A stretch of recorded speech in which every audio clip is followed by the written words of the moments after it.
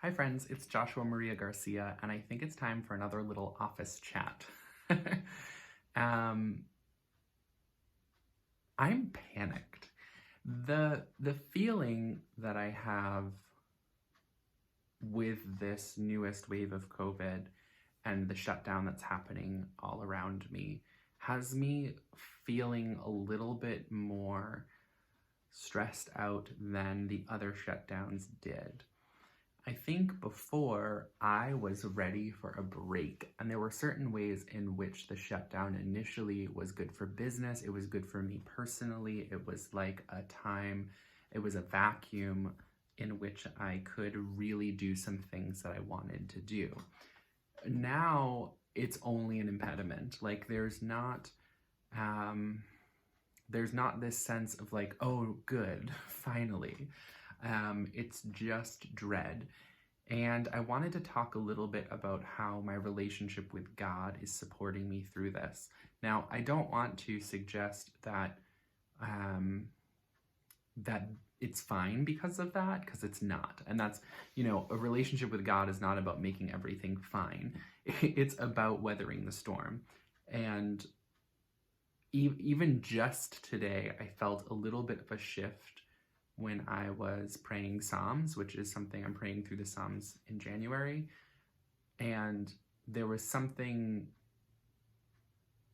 kind of hit me in praying the Psalms, because the Psalms are so emotional and there's such diversity of emotional expression within the Psalms. And it's not about having the right feelings. It's just about bringing your feelings before God, whatever they are, and trusting that God will be with you in those feelings. It's also not about getting rid of those feelings, but in a lot of the Psalms, you can watch the psalmist's mood shift as the psalmist comes before God. And so even though the goal is not to eliminate those feelings, there is a shift in our awareness, there is a shift in our appreciation for life when we're able to bring all of our emotional stuff before the Creator. Something else that I thought about while I was praying the Psalms and watching the psalmist's mood shift and watching my own mood shift in synchronization with that was that a lot of the times when I talk about my spirituality, and it's in a very technical way, I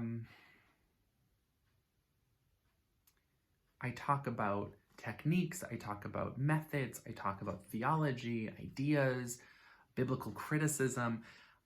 I don't talk a lot about my feelings about God. And the reason for my spirituality and my relationship with God is not these theologies. It's not these ideas. They're great for making sense of things, but my relationship with God doesn't make sense. This relationship is emotional, the way that any other relationship is. And I do have a tangible sense of being held through these experiences when I am able to motivate myself and actually show up to hand them over. I didn't decide to follow God or to be a Christian because it makes sense logically to me. That's not my first motivation. And I know that there's a lot of people that really rely on theology and apologetics to sort of argue why they are where they are. It isn't that way for me. I mean, again, those things, I get those things, but that's not why I'm here. That's not what pulled me here. The reason for my relationship with God is that I do have the lived experience of being held. And that, in a time like this, is priceless.